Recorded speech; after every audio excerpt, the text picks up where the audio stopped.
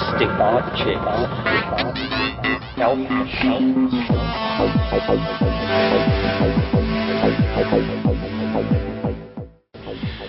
Greetings from Cyberdelic Space. This is Lorenzo, and I'm your host here in the Psychedelic Salon. As I mentioned in my previous podcast, I'm going to try and keep my own chatter to a minimum for a few podcasts now while I get back in the groove again. And so I'm going to continue playing the recordings of the Hazelwood Trialogues that I began a couple of days ago. Basically, I've left this conversation unedited. However, there were several sections where people in the audience made long statements, but the microphones were so far away from them that I couldn't make out what they were saying, even by enhancing those sections of the audio. So I did cut out a few parts of this section of the Trialogue. So now we'll pick up where the last podcast left off with Terence McKenna on a riff about redefining what he means by science. And then they will finish their discussion of the unknown force field, or whatever it is that homing pigeons use to find their way home. And at about the halfway point, which will be the beginning of side B of this tape, Terence McKenna introduces a new topic, time. So now let's join Terence McKenna, Ralph Abraham, and Rupert Sheldrake at Hazelwood House in England sometime in 1993 as they conduct their first trialogue held outside of California. I would like to redefine science as the study of those phenomena so crude that the time in which they are embedded is without consequence. And I suppose ball bearings rolling down slopes and things like this fall into that category. But the things which interest us, love affairs, the fall of empires, the formation of political movements, these things always happen in different ways. There is no theory for much of what happens in the human world. And I maintain it's because in the human world, the invariance of time forces itself upon us. And so we create categories of human knowledge outside science, like psychology, or that's sort of a fence sitter, but advertising and political theory and this sort of thing. So that addresses the invariant time, or the variable time that we experience, and then we hypothesize a theoretical kind of time that is invariant, and that's where we do all this science that has led us into these incredibly alienating abstractions. This goes back to Newton. Newton said time is pure duration. He visualized time as an absolutely featureless surface. Well, now notice, Ralph, Aristotle's effort to describe nature with perfect mathematical solids has been abandoned long ago, because nowhere do we meet perfect mathematical forms in nature. The only perfect mathematical form that has been retained in modern scientific theory is the utterly unsupported belief that time, no matter at what scale you magnify it, will be found to be utterly featureless. There is absolutely no reason to think this, and considerable evidence to the contrary. The problem is, if we were to ever admit that time is a variable medium, 1,000 years of scientific experiment would be swept away and we would be back to Z. So it's just simply a house of cards, and better left where it stands, I think. But the fact of the matter is, there is no reason to believe that time is invariant. And experience argues the contrary. No, but the thing is, the invariability, I mean, this seems to go a little bit beyond the problem of pigeon homing. Well, it addresses the problem of experiment as a notion. But I don't think it actually touches it, you see, because I think what you've been saying, if we take it down to the level of the pigeons again, it does, as you yourself say, it turned out to be an elaborate version of the rubber band theory, the rubber filigree or something like that. Anyway, the rubber band theory would say that they'd be drawn back to the loft, and the experiment of moving the loft and seeing if they can find the moved loft. Let's say they can do that. There's an experiment. It would show us something that goes beyond anything contemporary science would expect. It might or might not fit with your all-time theory. It does fit. But nevertheless, here we have an experiment, crude though it is, which would show that the existing scientific models are inadequate. We need something that goes beyond them. We need something that shows how a pigeon can be linked to the home. The rubber band theory does involve a kind of attraction to the home, and in that sense involves a pull in time. So it does raise all these questions, perhaps. Well, do you have a theory about how this works? I mean, I don't see how morphogenetic fields are particularly helpful here unless we or if they are helpful, then in the boil down, it's the same thing I'm saying. Yes, I think I wouldn't. If there's a field that includes both the pigeon and its loft. So here's the pigeon, here's its loft. Normally they're together, it's normally the home. You separate them. You can either do it by moving the loft, or you can do it by moving the pigeon. But either way they're separated, they're part of a single system.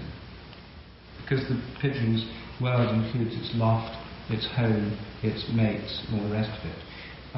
You move them, they're now separated parts of a single system, they're linked by a field. And the pigeon is attracted within this field back towards the home, which functions as the attractor. This is where we in Ralph have this different view of attractors. In dynamics, things are drawn towards attractors. And if the loft is an attractor within the field, then the pigeon is, as it were, pulled back towards the field. It doesn't need an AA road map of the whole of Britain. That's irrelevant. It just feels a pull in a particular direction. And so the trouble with the map theory, you see, is it has all this information, the whole of Britain, the star rising, all these kind of features of this road map. It doesn't need that. You don't need that. You only need it if you're trying to work out where you're going to go by some method of rational calculation. Oh, well, this is the angel theory, that when I come to the fork in the road, a guardian angel appears from behind a tree and tells me which way to go. Roughly speaking, yes. Or you just feel a pull in a particular direction. You don't even think about it. You just feel that's the way to go, and you're drawn that way. I think that's how the pigeon does it, subjectively. I don't think it necessarily needs to see the whole of its future from egg to grave. I think it feels a pull towards where its home is by this kind of invisible rubber band, which is actually, if you like, a gradient within the field towards an attractor, which is its home. I mean, that's how you could model it mathematically. Yes. But you wouldn't need to bring in the whole of the rest of Britain and a road map. Now, if you did need a road map for the whole of the rest of Britain and all the rest of the world, then we'd have the question, how would it get it? Well, I've got a theory how it could get it, but I think it might tune in to the collective memory of all the other pigeons that have ever gone on homing races. All of them see the ground they're flying over. If a pigeon could access the collective pigeon psyche, or take it further, even the collective memory of other species, not just pigeons, if all birds could link up to what all other birds had seen, then they would indeed have a global map of the world. They could gain access to it. But I think that's possibly going further than we need for this rather limited case. It may be more relevant in the case of migrations, where you have birds migrating over thousands of miles, in the case of cuckoos, young cuckoos, migrating to South Africa, independent of their parents, that leave in July from England. The young cuckoos leave in August. They've never met their parents because they're cuckoos. And their parents, in any case, push off before the young ones are ready to fly. They go all that way. And I think that in that case they must be tuning them at least to a kind of collective cuckoo memory that includes features of the landscape over which they fly. But the rubber band theory wouldn't necessitate even that, you see. It would necessitate maybe some degree of collective memory, but it would essentially have this kind of pull, directional pull. Well, there still seems to me some kind of problem, either a mathematical or cognitive problem when the loft is moved, then the dynamical system, which extends essentially over the whole of the planet, wherever this pigeon may be released, and all the way back, has to receive the feeling which direction to go from the guardian angel or whatever. And that directional field all over the planet has changed when the loft was moved. So the question arises, how does the attractor, the loft, extend its field and directional instruction all over the planet?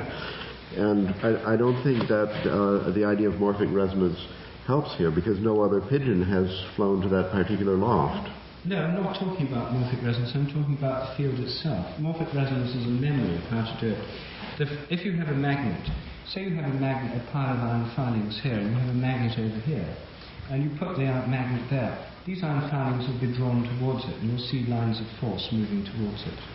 If you then move the magnet over here, you don't have to, there's an immediate adjustment. So the loft itself simply functions as a magnet, as it were, like in another field which is not an electromagnetic field, that's right, but it's sort of an emotional field. Yes. And the loft's like a magnet, and so you move the loft, it's just like moving a magnet automatically. Now the iron filings or whatever will go there. That's basically the model I'm suggesting. And the reason that I can't find my car in the parking garage is because I'm not emotionally attached to it, and I've never been in love with it. I should get an Italian car. Well, it's a thing about, I mean, in the human realm, it could apply to finding people. And Jill does an experiment, well, she doesn't call it an experiment, in her workshops, where people form pairs, and they can first find each other by humming with their eyes closed and find the person. Then after they've got good at that, you can then find your partner with your eyes closed so you can't see, just by feeling where they are and heading for them in that direction. And now that's an example of this possible magnetic pull in the human realm. I've tried doing this experiment with our children on the grounds that it ought to be particularly strong with children. And it turned out Merlin was extremely good at finding me. And then I discovered he was peeping. So I'm afraid this experiment, he couldn't quite see the value of totally objective, utterly controlled scientific study. So, I mean, it may be, you see, that the bonds between pigeons and their home are comparable to the bonds between people and other people, and indeed they may be related to the kind of social, that which holds societies together. When we say there's a bond between people, we may mean something more than a mere metaphor. It may be that there is an actual connection between them. And so we have many examples from the human realm. A child falls ill hundreds of miles away, and their mother immediately starts worrying and rings up on the telephone. This may be another manifestation of the same kind of thing. And it may be part of the social bonding. I mean, the motive of the pigeon to go home is social. It's not merely geographical. If it hasn't got mates and so on, it doesn't bother. If you try racing them in the winter and they've got no social motivation, they hang out wherever they can. They join into other people's lofts and so on. And it may well be that the pigeon that spent such a pleasant 10 days here at Hazelwood, like most of us, discovered this is a really nice place to be. And it didn't have a sufficiently strong motivation to get home. So we may be looking here at something that's essentially a social bond, but which, because we're never in exactly the same place as somebody else, two bodies can't exist. We're always separated to some degree, however small, from those we're bonded to. And often, in the case of birds that fly, foraging for food, in the case of migratory birds, in the case of all animals that have to go out, bees that have to forage out from their hives and then come back, there must be some way in which these social bonds extend into a geographical dimension and then become spatial, directional bonds to find a home group. In the case of wolves, there are these cases reported by naturalists of packs of wolves that go out hunting. A wolf may be injured, sometimes they're injured, and then they stay behind in a kind of lair while the whole pack goes hunting. And there's this book by W.J. Long called How Animals Talk, about his tracking of wolves in Canada, in the snow. the pack would go out hunting. It was about 20 miles and went round and then killed an animal quite silently, no baying. They do it quietly. And then from the tracks, he found that the wounded wolf had taken the shortest line from where it was to the place where they'd had this kill and joined the rest of the pack and got a meal. And the track showed that it had gone in a straight line, not followed the scent of where they were. And he showed it couldn't just be sound and it couldn't be smelling because the wind was blowing the wrong way. So this kind of social bond, this kind of linkage may be utterly fundamental, you see, and the pigeon home may be related to the social field in some sense and its extension over the geographical realm. Well, I'm sensing a kind of convergence here where even Terence could find something to agree with, that there is a sixth sense. It is a field phenomenon, like the quantum field. It's a social field. It's involved with the flocking of birds, the schooling of fish, and with herds of animals and packs of wolves. And you had a question. You started us off. What would this teach us, or what would that mean to us in terms of our future? And it could be that humans are somehow divorced from the significance of this field. So whenever the guardian angel speaks, they always do the opposite or something. And if we wanted to understand the population explosion, the demise of the planet, and all these wars and the manifestation of hatred and the sources of evil and so on, a candidate for the disharmony in the human species would be its disconnection with this field. And here's where Terence comes in, that somehow it's the implication of language is to submit to it is to lose your connection with the field. So we all have done experiments in not speaking. For example, meditation, for example, dreaming, where the antithesis of language has an opportunity to come forward and to attempt to reconnect us to this field, a harmonizing influence that entrains us, but not for long, especially for people like Americans who watch television for 7 hours a day. There is somehow not enough time away from language. But notice that most prophetic episodes are dream episodes. I think that supports my point that we've lost connection with a kind of fourth dimensional perception that for the rest of nature is absolutely a given. Why do you think it's a given in the rest of nature? I mean, I don't still see why you need to have the pigeon knowing the whole of its future. And in this well, because you have many, many cases of this kind of thing. Animals that are put in the pound by owners who are moving, and then the owners move 700 miles and the animal escapes from the pound and it doesn't return to the ancestral home, it returns to the new apartment in a different city.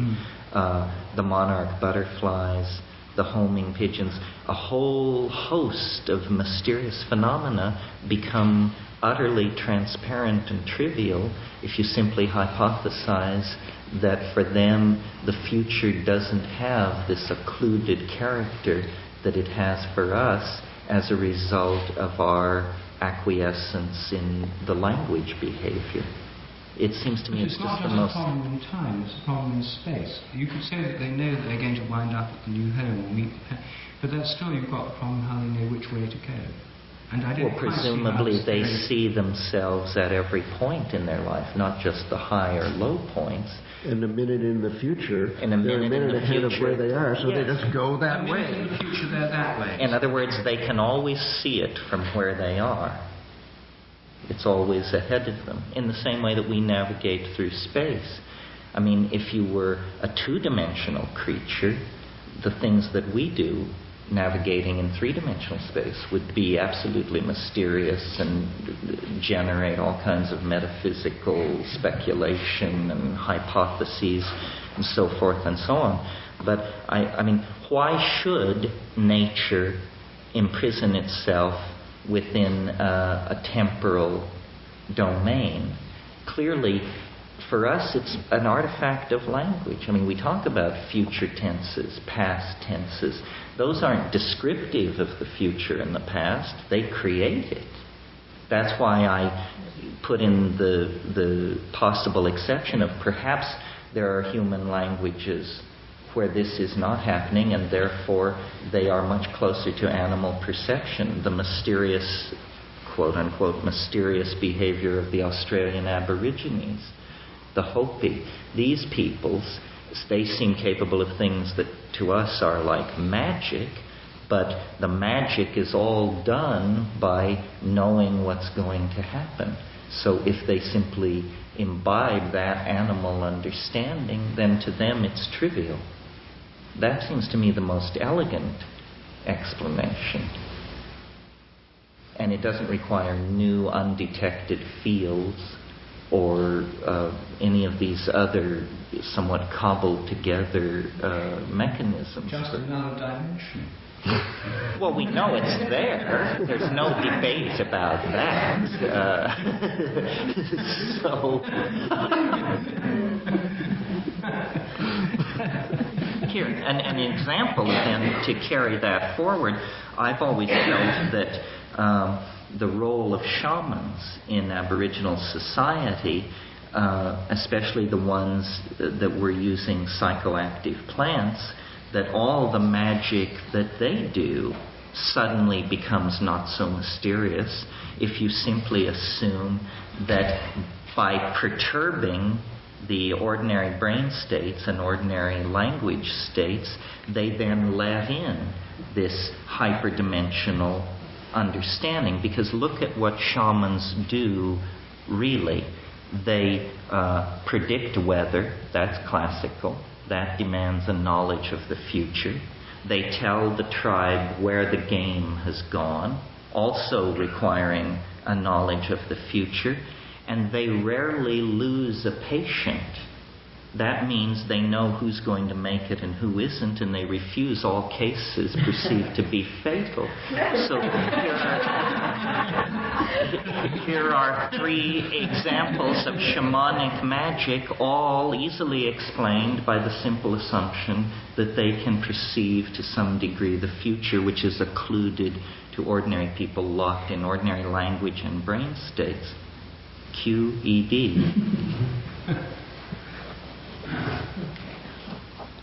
Do the pigeons do a ritual then to get in touch with it? No, animals are in this place to begin with. You see, look at the shaman, to push this point again. What is the shaman's strategy for attaining his special knowledge? He becomes like an animal. He is master of animals. He dresses in skins. He growls. He talks to pigeons. He talks to the animals. He perturbs his brain state with ordeals or drugs or something like this. But the very close association of the shaman to the animal mind suggests that that's the clue to entering this atemporal or 4D perceptual sphere.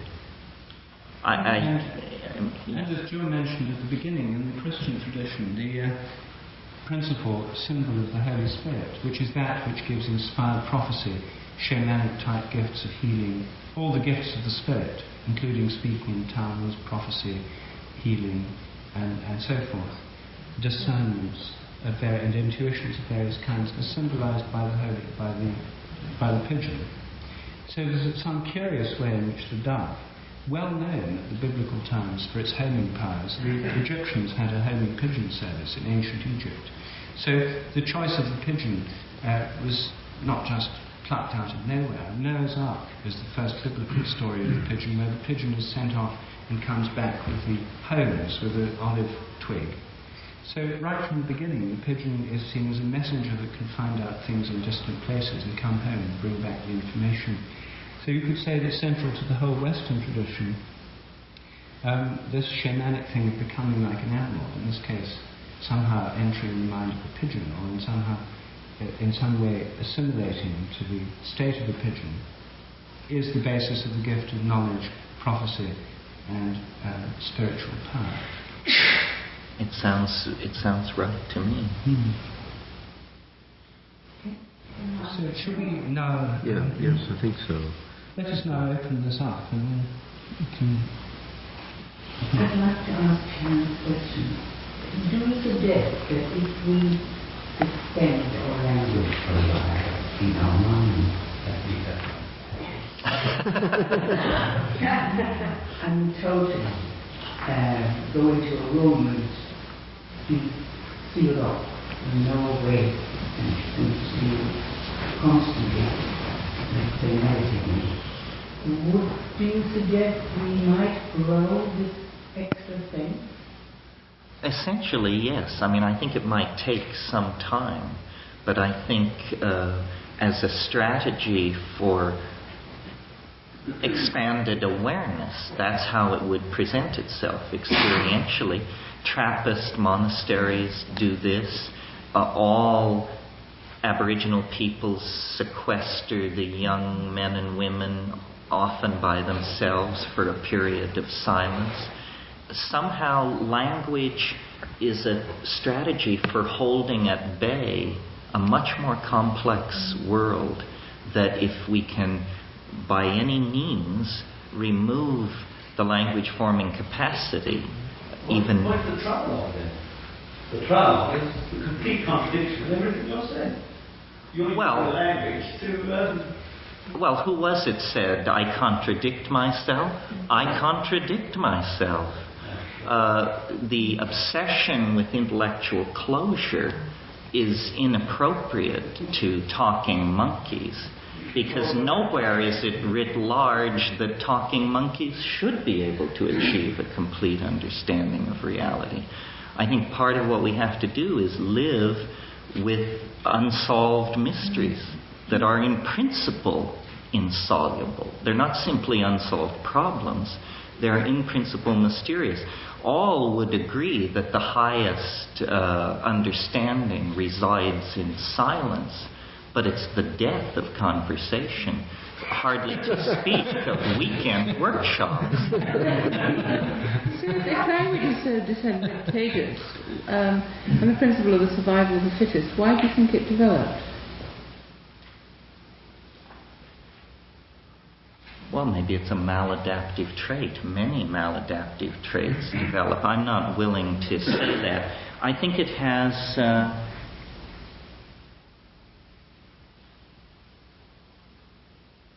for us, it's a substitute for other forms of cohesion, like pheromones, which are a kind of language that knit together insect societies. Originally, we were possibly fairly unsocial creatures. In other words, human beings may have paired and reared their children in secret. We've created societies of billions of people, and the linkage is language, and it's an unsteady linkage, as we can see. I mean, I don't have an answer for why language evolved. Presumably we were pack animals like wolves or horses and tribal cultures. Pack animals are the animals that produce complex signaling systems to coordinate themselves in space with barks and yips and yells. They coordinate hunting activity and this sort of thing. It may be that relatively benign adaptation carried further becomes something else. What we do, I think, that no other animal does, is we carry out symbolic activity. And it's this symbolic activity that has closed us off from the reality of what lies outside the symbol system. Can you give an example of that? Symbolic activity? Everything we do. I mean, for instance, think of a child lying in a crib with an open window and a hummingbird comes through the room. Well, this is like a miracle. It's all light and iridescence and whirring sound, and the child is sucked into the presence of a miracle. And then its nurse or its mother comes into the room and says, "It's a bird, baby, bird." Suddenly the miracle is collapsed into a lexeme. And by the time you are 5 years old, the entirety of reality has been very carefully mosaicked over with words. And to burst through that to whatever reality lies beyond is the task of a mystic or a shaman. And it's extraordinarily difficult. That's what I mean by trading in the world for symbolic signification. But we think in words. And I'm not sure when you speak of language whether you talk of words, of communication, or of reasoning, because we think in words. And we are, the words that we are thinking in are, as you said, communicated to us by our parents. The first communication, to maintain the miracle, cut off communication. And what would happen, how would we develop our thinking processes in alternatives to words? Well, I question whether we actually think in words or to what degree we do. What you notice when you experiment with these shamanic tools, such as psychoactive plants, is that as the intoxications deepen, thought becomes vision. And one thinks in images. And I imagine that this is the Aboriginal thought style. And we must have thought in images for a long time before we downloaded into words. To the degree that people think in images, I think they are a different sort of person than the word-oriented person. I think thinking in words may be an artifact of writing and print, and may have been most intensified in the last 1,000 years. I mean, sensory ratios are incredibly subject to cultural modification. As an example of what I mean by that, St. Augustine, to prove his piety, they would open a book of scripture in front of him, and without making a sound, he would examine it for a few minutes, and then they would close the book and question him, and he was able to discuss what was written there on the page. He was the only man in Europe, in other words, who could read silently. And it was thought a miracle. Well, we all read silently and think nothing of it. So I think the mind is very malleable and the imprint of culture very deep. You know, McLuhan suggested that the concept of the citizen, the concept of the industrial assembly line, were both artifacts of print and would have been incomprehensible in a manuscript culture. This is an area where we are very naive. How our languages affect our view of the world. We are part of a continuum in nature, but animals nevertheless have a different type of consciousness. They don't have to make moral choices. They are not running around killing each other in Bosnia. They are preying on each other for food within a limited, all the people in this room are probably concerned about the world. And I think that one of the things I would like you, gentlemen, to address in some way is the feeling that things might be moving in some place which is better. And I think to try and bring things into some notion that animals are in perhaps some better place than others is not helping. Well, I didn't mean to suggest they're in a better place. As I hear what you're saying the glory of our humanness is our free will. No, I'm not saying not about words like glory. I'm not putting emotive context on this. I'm trying to keep it rather specific. But in fact, you're right. The decisions that we make form us as individuals, not as a species. And so in an animal situation, the individual animal, I think, that's not what is of interest there. we differentiate ourselves from each other by the choices that we make, and that requires this unknowable future dimension. You just poo-pooed it, and so we don't need it, and it's an illusion. Well, I didn't poo-poo it. I said animals don't have it. Clearly, we are of a different order. I'm not a pro-animal, anti-human sort. I mean, I think the human world is definitely the most interesting world, but I think maybe you've put your finger on it, that without this illusion of an unknowable future, we would not differentiate as individuals. So it's a happy flaw. O felix culpa. Right? Is that why people have always been afraid of prophecy? But that's how the moral dilemma.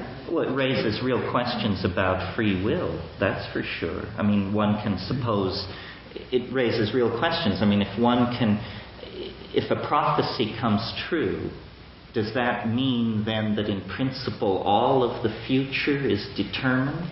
You see, we have to avoid determinism here, because a true determinism means thinking is pointless. Because in a rigid determinism, you think what you think because you couldn't think anything else. So the concept of truth is utterly without meaning in a rigid determinism. So perhaps in the pursuit of truth, the unknown future is a necessity, and it allows our individuation from each other, and that is the particular hallmark of our species, is that we are a population of individuals, not a population that is defined genetically. Well, this is the challenge, isn't it? Because we have to... These language structures are very provisional. Every culture assumes that it is building an edifice of eternal truth. But every culture has all other cultures as examples before it of parochiality, provincialism, and limited understanding. Why we then should assume that our culture is any more provisional than any other is simply a matter of hubris and historical momentum. I don't think the meaning of human existence lies in culture. It lies in the individual. And to access that meaning, a certain amount of deconditioning, i.e. alienation, has to take place from a culture. If you're just a cheerful representative of your culture, you're a kind of mindless bore, whether you represent Japanese culture, Indonesian culture, or whatever. We require distance between ourselves and the object of our contemplation in order to define ourselves.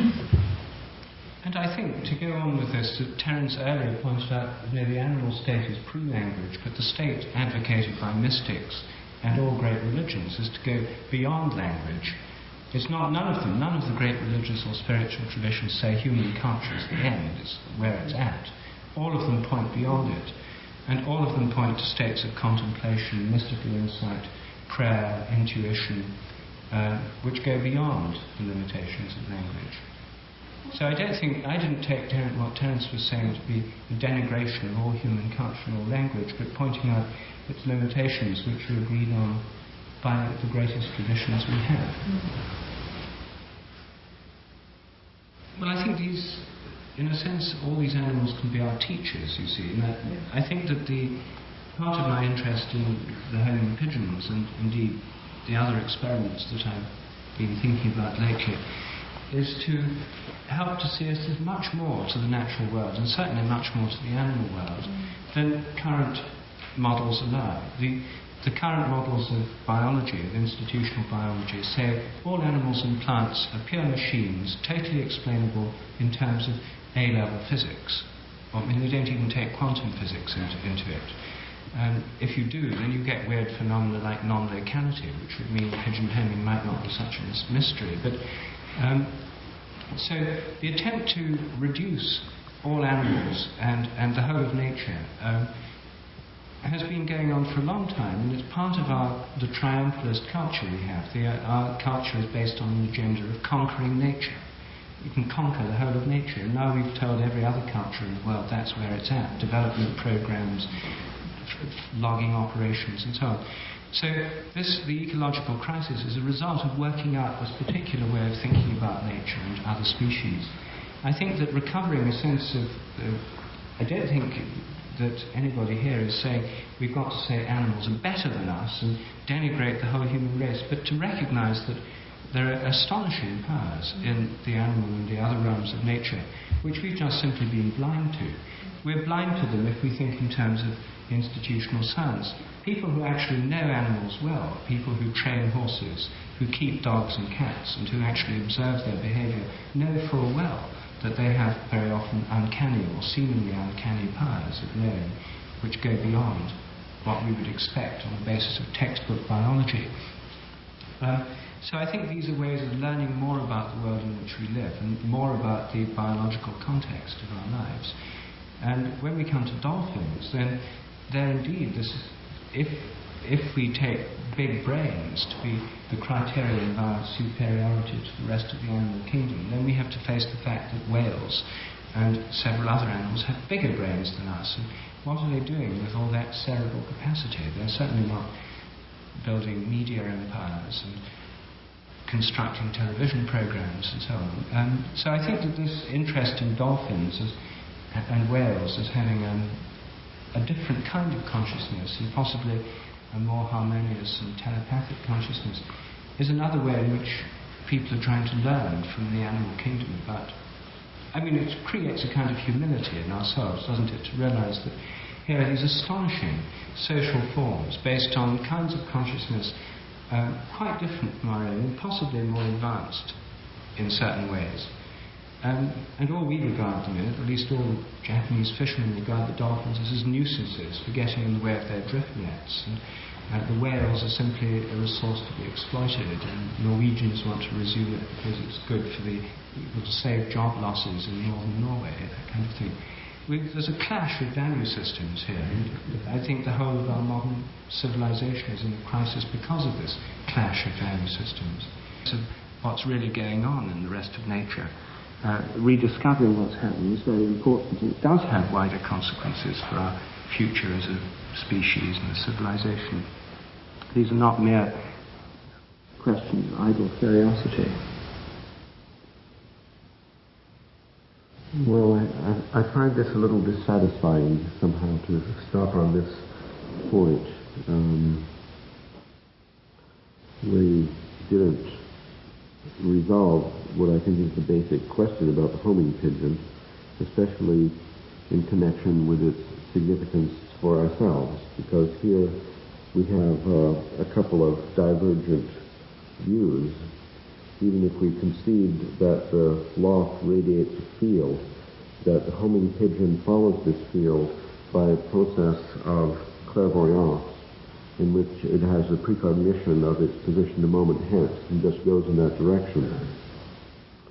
There's still, I think, the fundamental question has to do with the utter determinism of this, and whether the homing pigeon sees a variety of future positions and has to test them out by some process to determine which one is the most connected to the loved one or to the home, or whether there is only one vision and it just follows it. That's the fundamental question, because thinking of our species as the homing pigeon, and we're hoping to get home, if the future is totally determined, probably the likeliest outcome is the demise of the entire species, if not the biosphere itself. And of course there's no trouble for Terence, having accepted that. But most people, I think, are seeing a variety of possible outcomes and seeking a way to ennoble their own life by philosophical position of empowerment, in which what you do, which choice you make, by what criteria you prioritize the possible futures, would actually lead in one direction instead of the other one. Thus, in the context of free will for the homing trajectory of the entire species, life obtains a moral meaning. If it matters what we do, that's one thing. If it doesn't matter what we do, that's another. Therefore, it sort of matters whether it matters or not, if you see what I mean. I think Bell's theorem in quantum theory says there's this principle that if things have been part of the same system and they're separated, they retain an instantaneous correlation, even if they're miles apart, even if they're going apart at the speed of light. Now, this is part of quantum theory, and it's totally unlike anything in conventional physics. And so the pigeon is separated from its home or from its loved ones, and if Bell's theorem applies at the larger scale, then you could say they're part of the same system. They retain a non-local or non-separable connection. This could be the basis of the rubber band or the homing system or whatever. You could say that. The trouble is that physicists don't know whether Bell's theorem applies in the larger scale or not. Most of them want an easy life, and so they say, oh, well, Bell's theorem's fine if you're dealing with these microscopic systems. It doesn't seem to have any effects anywhere else. We'll just regard it as a peculiar feature of microscopic physics. But it could be that there are other physicists, including Ralph's friend Nick Herbert, who's spent years puzzling and wrestling with the consequences of Bell's theorem, thinking it must or may have implications at the larger scale realm. And you see, homing pigeons may indeed, I think, come to be seen as a large-scale manifestation of the same principle. I mean, I myself think that's quite a likely possibility. But Ralph knows Nick better and has talked about these things more. So what do you think about that, Ralph? Well, what I think is that quantum mechanics applies to a different realm, and it provides us with metaphors, and Bell's theorem is a stimulating metaphor to understand this phenomenon of bonding. But to take this model too seriously seems to me ridiculous. But isn't it really extraordinary, taking into consideration how complex life is, we'll find oneself formula in life, that one gravitates towards certain people who are terribly important. It's like one is part of a certain group of people. The fact that one made friends. I mean, if you came from where I came from and ended up knowing the people that I do know, it's quite extraordinary what attracts one in quite a conscious way towards certain people. Because it maybe we're part of it, maybe we share a vision. I mean, there are other levels of this. It's a sort of human talent. And also the thing about the pigeons, that seems to me they've always been undervalued animals. They're not seen as having consciousness. So therefore people say, oh, they're just animals, they've got tiny brains, how can they do anything? It seems very peculiar. But in fact there is this pigeon consciousness. And can we not accept that pigeons have this talent? There are many talents, but how can you explain a great pianist? How can you explain many great talents? This is an animal talent. It's a talent that they have. It's God-given. It's innate. It's what they do. It's what they're very good at. And it's kind of beyond our comprehension. Everything really is beyond our comprehension. I mean, they probably many of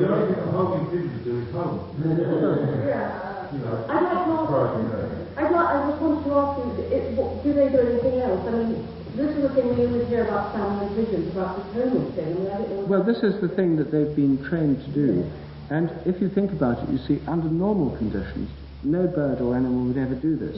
In a homing experiment, the pigeon is captured by the owner grabbing it, putting it inside a basket, and it's transported on a train or a lorry for hundreds of miles. Well, in nature, that doesn't happen to animals very much. If they go away from home, they usually go under their own steam. And the normal circumstances is the pigeons range out from Trafalgar Square or wherever they live, and they forage. In Trafalgar Square, they don't have to go far usually because there are all these tourists feed them there. But normally, pigeons live on buildings or on rocks. The original habitat of the homing pigeon it's a rock pigeon. Lives on rocks, on cliffs. That's why they like buildings in London, because they like cliffs. And they go out and forage, and they find their way home. That's the biological basis, and they've somehow got this to a very high degree, and they've been selected over many generations. But they have all the normal bird life as well. But Talos has it like that as well, isn't it? It kind of often operates in slightly odd, strange circumstances. And these pigeons have also been selected very strongly over many generations. Pigeons that aren't very good at homing don't make it back from races, and they don't get bred from in the next generation. So there's been tremendously strong selection. Anyway, yes, I think that how this relates to human affinities and so on comes back to this question of the social bonding being the underlying basis for all these forms of behaviour, and what forms of affinity or bonding are involved. We don't know much. Forms of love, you could say, love at various levels. You can think of love and... Yes, but that's another subject. I think maybe it isn't, but it's a bond which draws two unlike people together. And it's a love which takes the pigeon back to its children, eggs and nest. Well, some people would find that an unflattering comparison, because we like to think human love different, but I think that would be... But we'll call it homing from now on.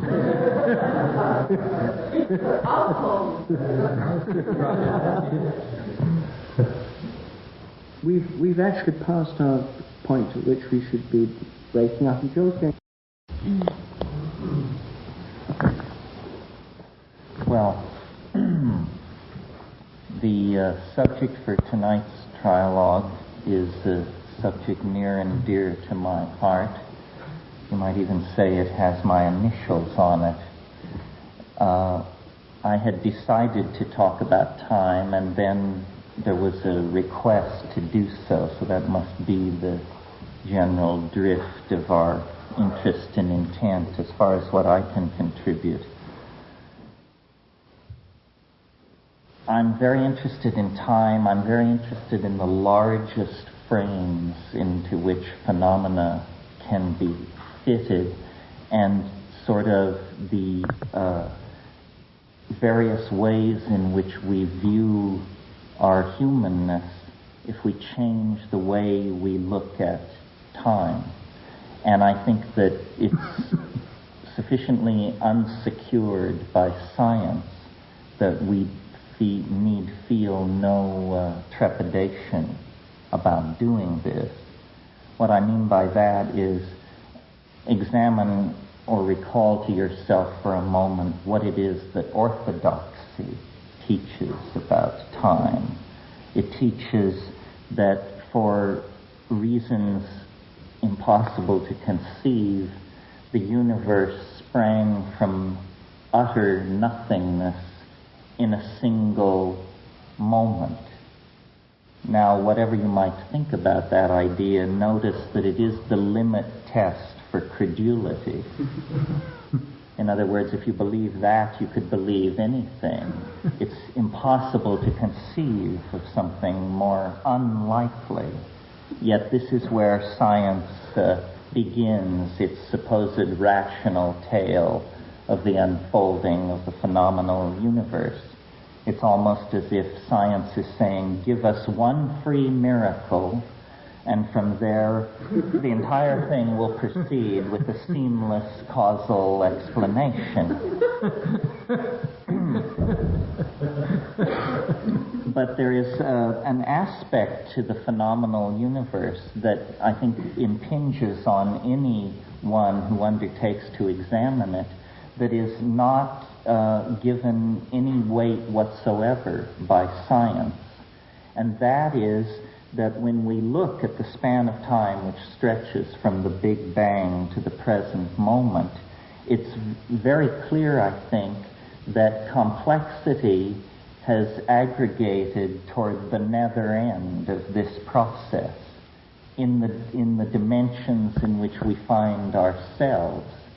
And for example, the early universe was very hot, and only a kind of electron plasma could exist. Hence, there was no atomic physics, no molecular chemistry, only the physics of plasma.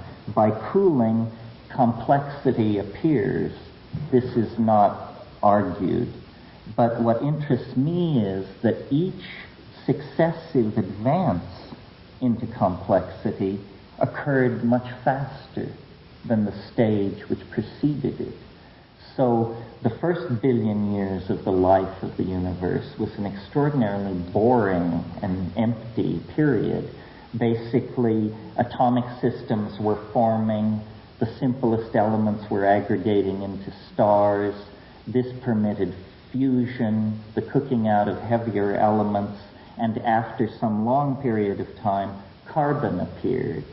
And of course, 4-valent carbon then permits a whole new set of properties to emerge, including ultimately life. And I'm moving through this very quickly because what I want to concentrate on is what I call the short epochs. And my terminology here is largely drawn from Alfred North Whitehead, I think is the great unsung hero of British 20th century philosophy. And he had a notion of a progression of epochs leading toward what he called concrescence. And I've taken this notion of concrescence and attempted to construct a temporal cosmology that literally stands on its head the explanation of science. Because I don't believe the universe is pushed outward into substantial existence by the primal explosion. I believe the universe is being pulled and shaped into an ever more complexified and concrescent entity that is in fact a transcendental attractor. Transcendental in the sense of residing in a higher dimension than ordinary space, and transcendental in the feeling tone sense in which we ordinarily use that. Now, this idea is basically just Catholicism with the chrome stripped off, unless, Teilhard de Chardin-ism of a certain sort, the idea of the omega point, the idea of a telos attracting and drawing history into itself. But what I'm interested to consider is that most delicate of all questions in prophetic systems of this sort, and that is when. When? Science evades this issue by setting us down somewhere between the Big Bang and the heat death of the universe, imagined millions of years in the future. Science, notice, also completely marginalizes human experience. We are told that we live on a typical planet, around a typical star, at the edge of a typical galaxy, and that we are animals of a complex type, but easily identified to more typical forms. My notion is to take seriously the apparent vectoring in of universal intent on the human world, and keeping away from the pitfalls of religion, to try and talk about why that might be happening.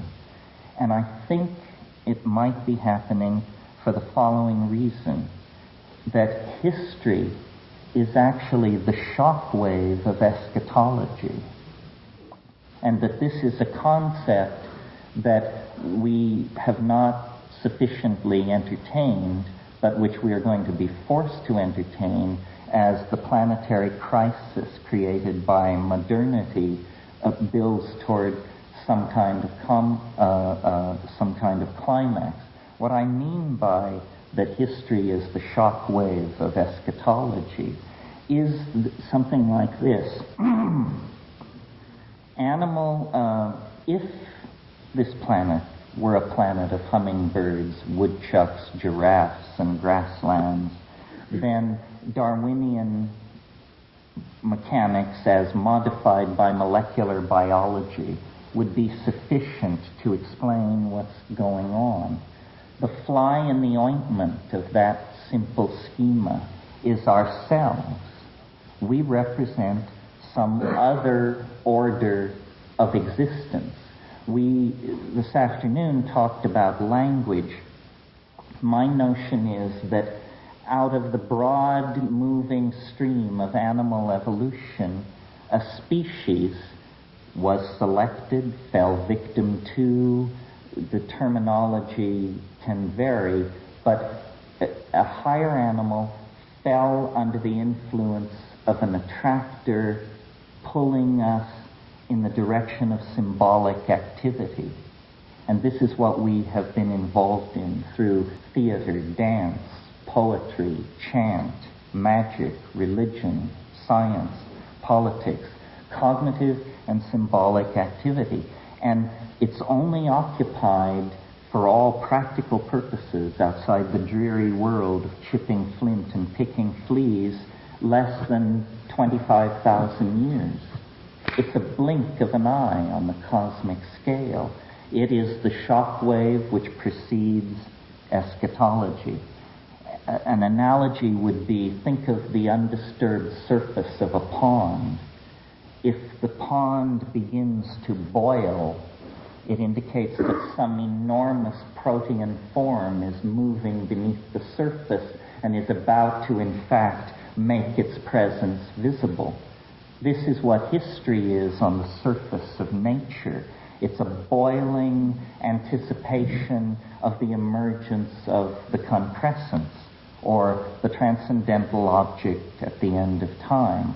And it has been anathema to discuss this in secular society, even New Age secularism, because this has always been the province of beastly priests and their hideously hierarchical and constipated religions, so that decent people have tended to turn away from it. But in fact, this is some kind of primary intuition about our circumstance. And the reason it's important is because we now are in a situation of planetary crisis, where you don't have to be an enthusiast for Whiteheadian metaphysics or psilocybin or the more arcane metaphors of Terence McKenna to realize that we are approaching our limits. It's inconceivable to speak of 500 years in the human future. History is a self-consuming process, and all we need do at this point is extrapolate any of a number of curves. Here are some of my favorites. The spread of epidemic sexually transmitted diseases, the proliferation of thermonuclear weapons, the dissolution of the atmospheric ozone, the rise in world population. When these curves are extrapolated, it's very clear that we have taken business as usual off the menu. And I would prefer, rather than imagine that this is a situation driven by the momentum of bad historical decisions, and therefore our responsibility, the wrecking of the planet and so forth, I would rather prefer to believe that what we're witnessing is something like a birth, and that it is built into the laws of physics, what we're witnessing. That we are literally on a collision course with an object that we cannot exactly discern. It lies below the event horizon of rational apprehendability at this point. But the east is streaked with the blush of rosy dawn, for sure. And what it portends, I think, is an end to our fall, an end to our sojourn in matter, and an end to our separateness. And it lies now so close to us in historical time by virtue of our having collapsed our options in three-dimensional space, that you need only close your eyes, have a dream, take a shamanic hallucinogen, practice yoga, and there you will see it. It's an attractor which has been working on the species at least 1 million years, and I maintain that this is actually somehow a universal attractor, and we represent a concrescence of complexity that is truly transcendental. You know, James Joyce said, if you want to be phoenixed, you've got to be parked. Up Nient, prospector, you sprout all your worth and woof your wings. He said the end is nearer than you might wish to be congealed. And I'm essentially carrying this same notion because I think that otherwise we're going to be victimized by an enormous pessimism arising out of the bankruptcy of science, positivism, ordinary politics, so forth and so on. The ride to the end of history is going to be a white-knuckle experience. And I offer this metaphor in the hope that it may make the trip to the transcendental object glittering at the end of time an easier ride. Gentlemen.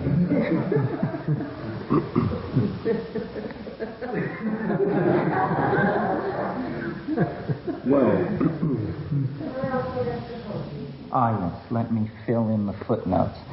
Esk, it refers to the last things, the final things, the eschaton.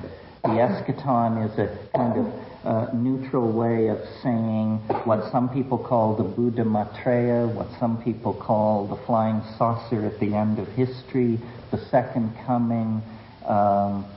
It's the last thing, the eschaton, and I see it as a kind of, what I think is happening is that all boundaries are dissolving, and the boundaries between men and women, between society and nature, and ultimately the boundaries between life and death.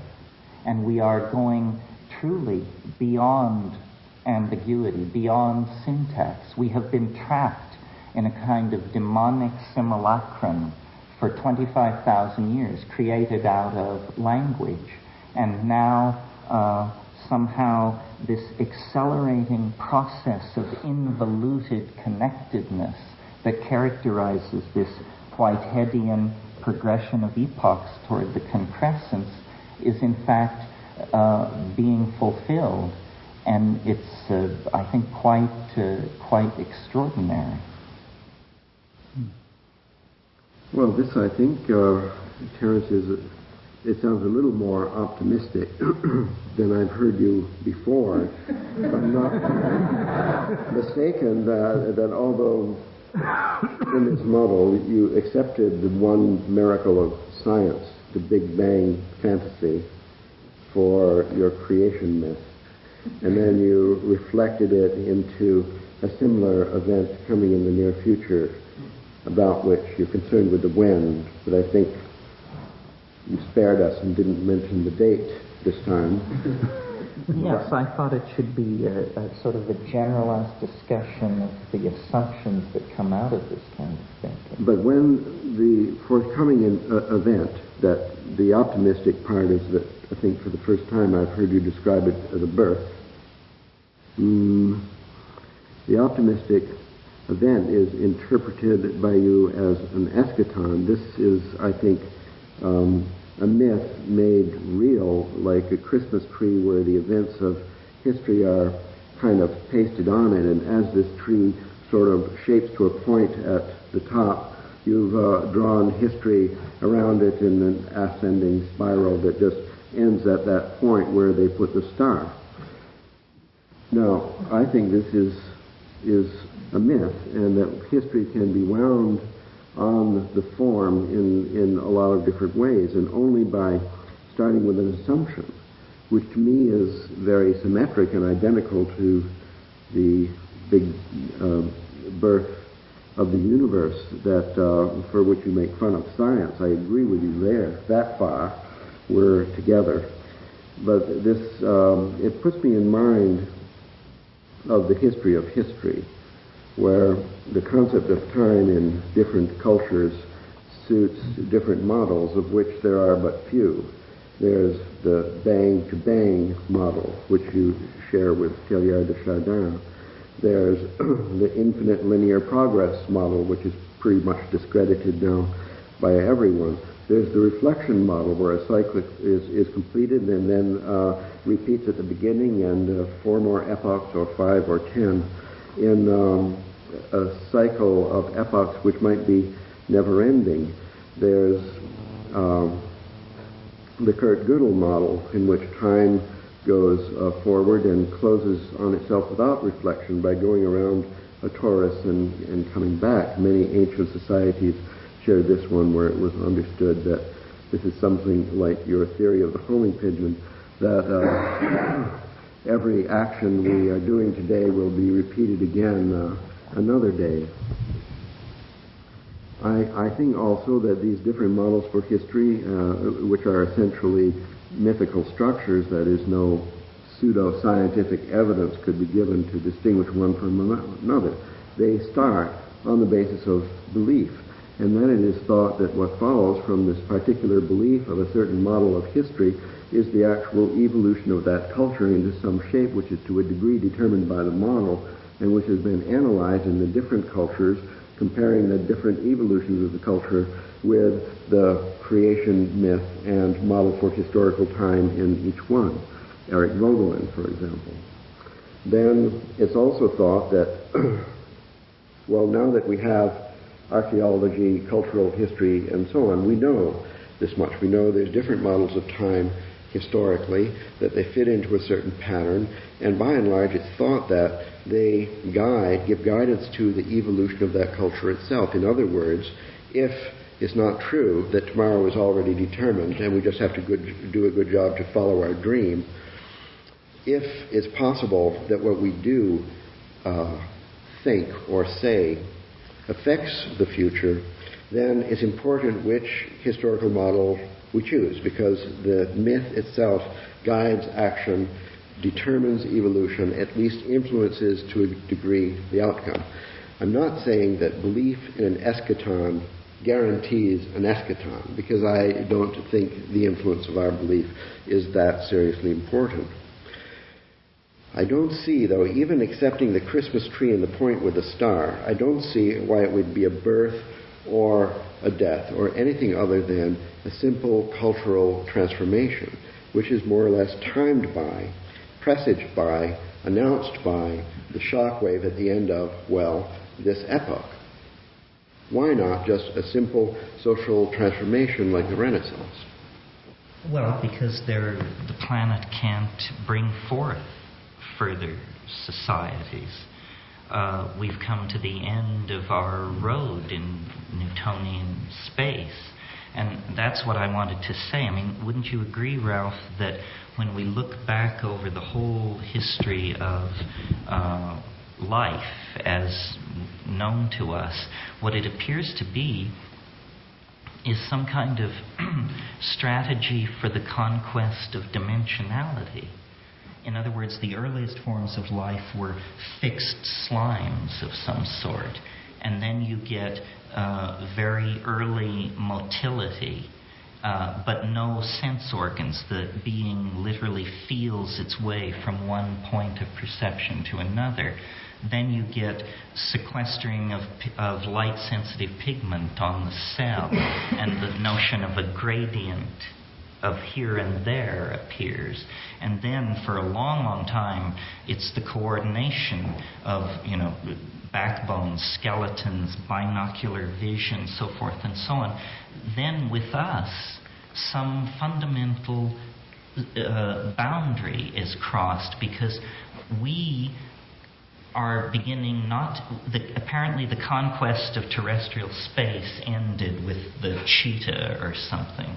But in us, what begins is the conquest of time, first through memory and strategic triangulation of data out of memory, and then with the invention of epigenetic coding, writing electronic databases, and ever more deep and thorough spreading out into time. And so this eschatonic transition that I'm talking about, essentially all that's happening is that the deployed world of three-dimensional space shrinks to the point where all points are cotangent, and it literally goes into hyperspace. It's no longer a metaphorical hyperspace. And so what we're saying here is, you're right, it's no big deal, and yet what it actually will come to be seen to be is a transition from one dimension of existence to another. But a continuation of this universal program of self-expansion and transcendence that can be traced back to the earliest and most primitive kind of protoplasm. Isn't this a fancy way of saying we're running out of time? Yes, time is speeding up. There isn't much left. You know, someone said time is God's way of keeping everything from happening all at once. Well, my notion is that we are caught, that think of the transcendental attractor as a kind of black hole into which we have fallen into its basin of attraction, and now we're circling ever faster, ever deeper as we approximate and approach to this singularity.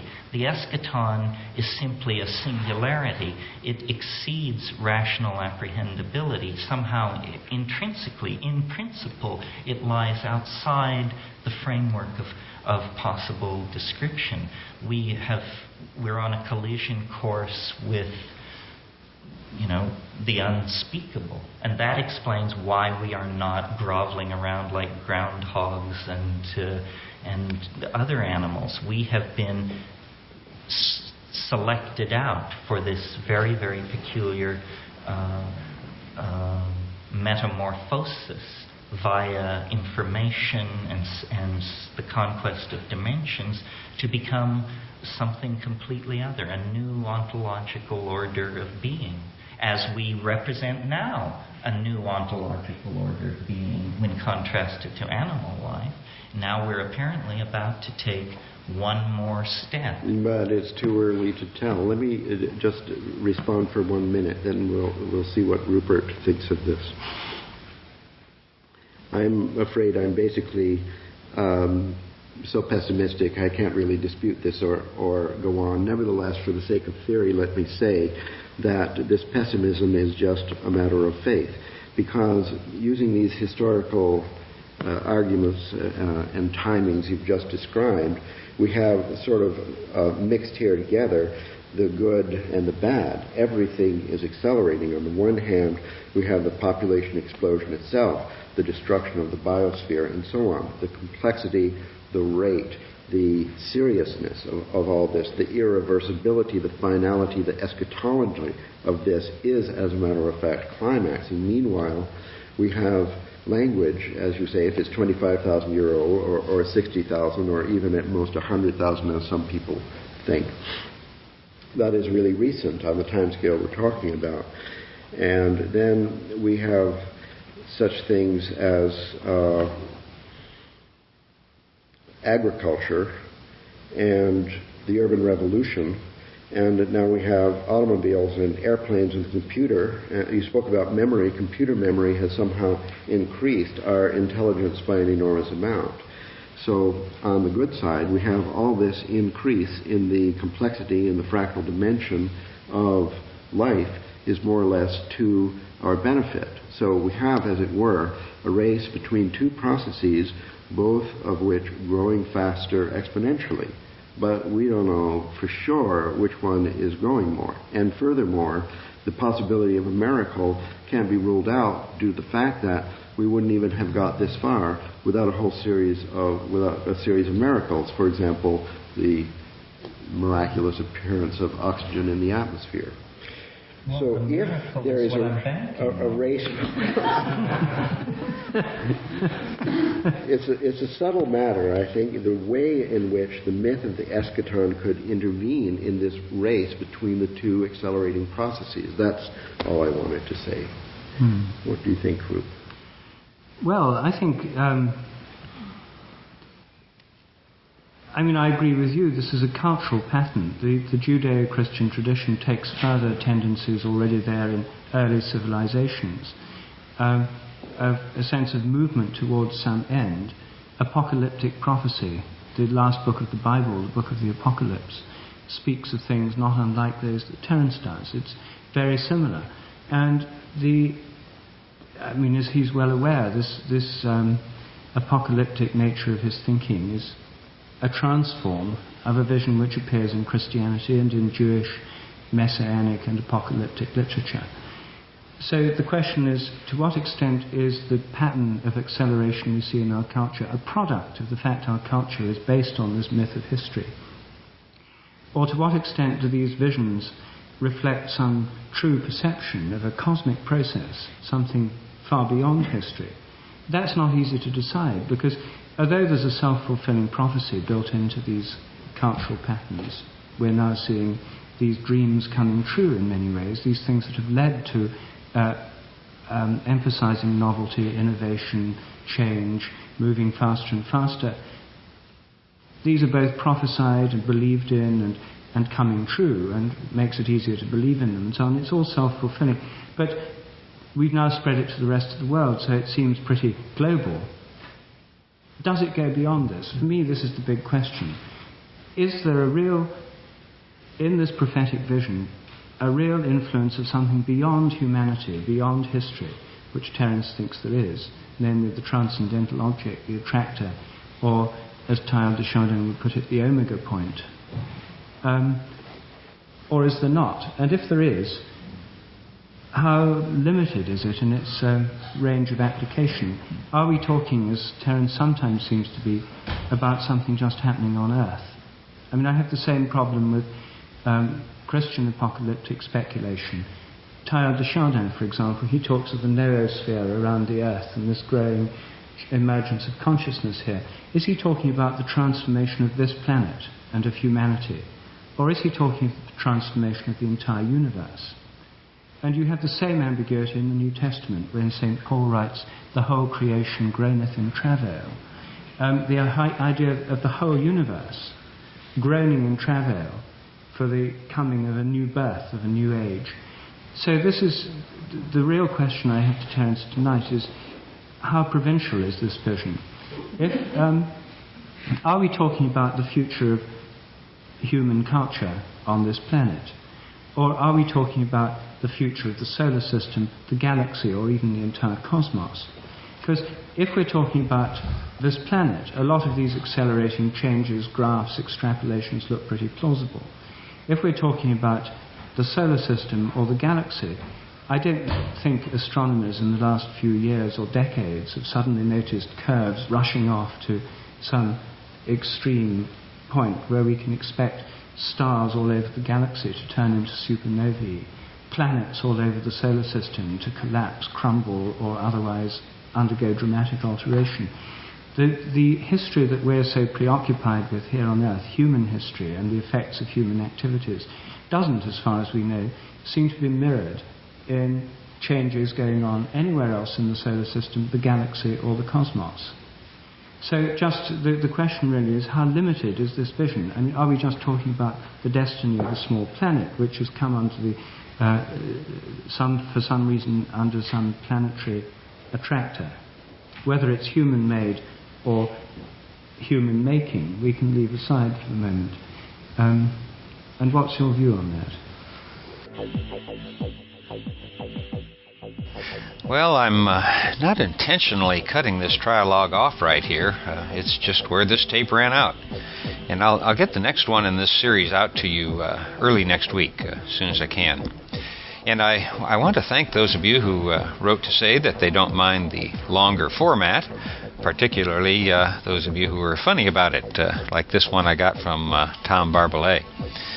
Tom, by the way, is the host of the Noble Ape podcast and the Biota podcast, and I'll put links to those in the program notes here and also on our Psychedelic Salon webpage.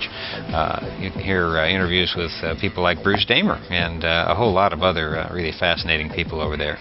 Anyway, here's what Tom said. A quick note to say I like the new entire format. The only problem I have found is in hitting pause. When the trialogues were divided by sides, you had taken on the responsibility to create a division, and there was little that could be done bar to wait for the next installment. Giving the listener the power to pause means, I am sure, more exercise will be had. More people will stay in their cars to listen to the end, and people will travel to the end of their train lines rather than stopping the flow. I found this problem myself this morning, although I was able to hit pause eventually. I did feel some guilt, however. Well, for sure I don't want to make anybody feel guilty, so sorry about that. And so that I don't feel guilty about forgetting to say this, I sure want to send my thanks to Stephen B. and Michael M., both of whom made donations this week. And Michael, you'll probably remember better as a dime short, who's also been a regular contributor here to the salon.